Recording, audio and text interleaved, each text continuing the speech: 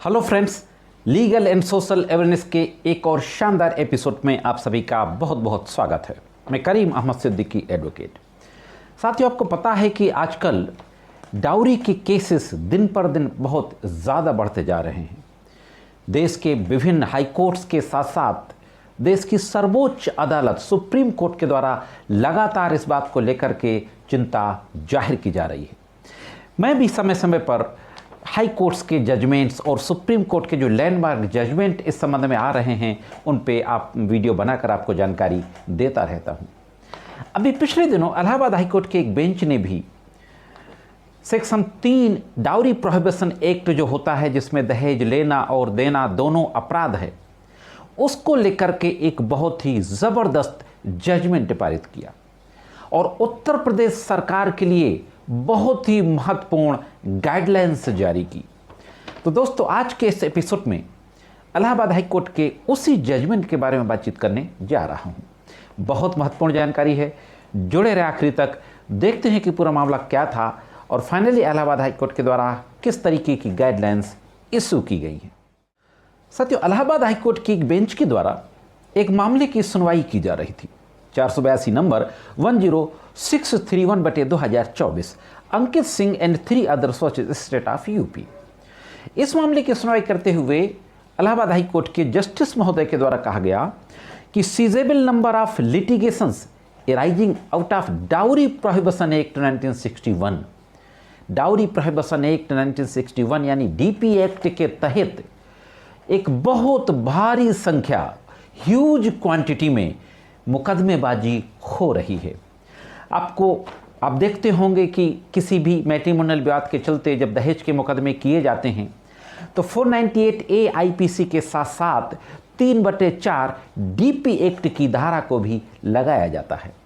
धारा 3 DP act में dowry give and takes की बात कही गई है। तो दोस्तों, इससे पहले कि हम वीडियो में आगे बढ़ें, सबसे पहले हम ये देख लेते हैं कि धारा 3 डाउरी प्रोहिबिशन एक्ट की क्या कहती है। साथियों, डाउरी प्रोहिबिशन एक्ट की धारा 3 कहती है, if any person after the commencement of this act gives और टेक्स और अबेट्स द गिविंग और taking the dowry shall be punished with imprisonment for a term which shall not be less than 5 years and with fine which shall not be less than 15,000 or the amount of the dowry whichever is more। हाँ दोस्तों, धारा 3 DP act में कहा गया है कि कोई भी व्यक्ति जो दहेज देता है या दहेज लेता है या दहेज लेने देने के लिए उकसाता है, उसको 5 साल से कम की सजा नहीं होगी और 15,000 तक का जुर्माना होगा, या दहेज की जो रकम होगी 15,000 या दहेज की रकम इसमें से जो भी ज़्यादा होगा वो दंड इसको जुर्माने का भी दिया जाएगा 5 साल के साथ साथ। तो इस तरीके की बात कही गई है धारा 3 में। अब धारा 3 का जो सबसेक्शन 2 है, ये धारा 3 के सबसेक्शन 1 में ये पनिशमेंट की बात कही गई। सबसेक्शन 2 कहता है, present giving at the time of the marriage to the bride or bridegroom which are entered in the list maintained in accordance with the rules made under the act shall not be construed as a dowry under section 3 dowry prohibition act। हाँ दोस्तों, DP act की धारा 3 का subsection ये कहता है कि शादी के समय जो भी सामान दिया जाएगा, उपहार जो दिया जाएगा, उसकी एक लिस्ट बनाई जाएगी। उन सब का नाम उस सूची में लिखा जाएगा, ब्राइड और ब्राइड ग्रूम के उसमें दस्तखत होंगे। उस सूची को डाउरी प्रोहिबिशन एक्ट के तहत जो रूल्स बनाए गए हैं, उस रूल के तहत उनको बनाया जाएगा और उनका रख रखाव किया जाएगा। वो रूल्स हैं, maintenance of the list of present to be bride and bridegroom rules 1985। हाँ दोस्तों, 1961 में डाउरी प्रोहिबिशन एक्ट आता है और 1985 में ये रूल्स बनाए जाते हैं जिसमें सामान के जो दूल्हा दुल्हन को जो सामान दिया जाएगा, उपहार दिए जाएंगे, उसके रख रखाव की जो सूची बनेगी उसको मेंटेन करने के रूल 1985 में बनाए गए। तो ये कहा गया कि शादी के समय रूल्स के अनुसार सामान की, उपहार की सूची बनाई जाएगी। ये तो हुई एक लीगल की प्रोविजन की बात, एकेडमिक बात। अब जो मुख्य बातें जो इलाहाबाद हाई कोर्ट के द्वारा उत्तर प्रदेश सरकार को कही गई और महत्वपूर्ण गाइडलाइंस जारी की गई, उन पर भी एक नज़र डाल लेते हैं।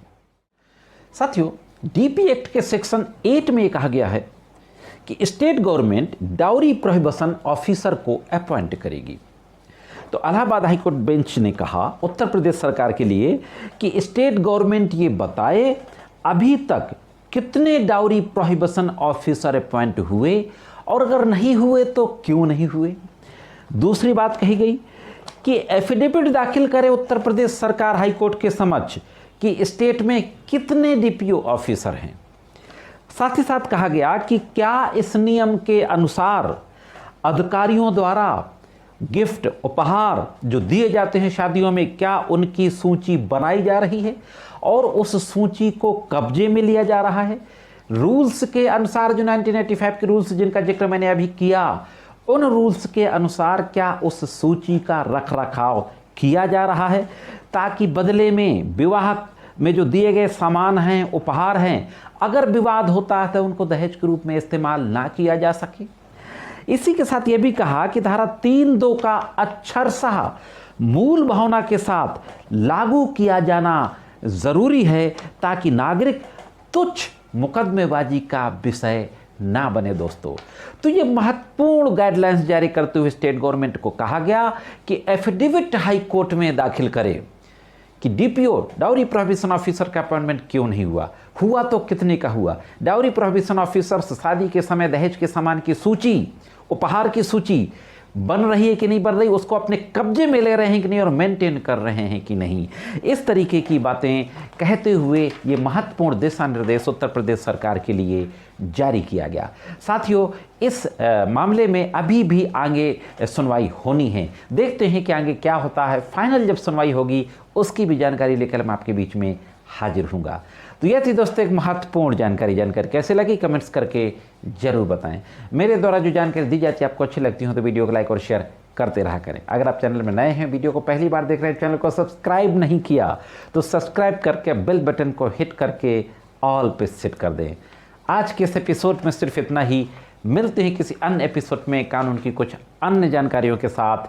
तब तक महत्वपूर्ण जानकारियों के लिए देखते रहें लीगल एंड सोशल अवेयरनेस।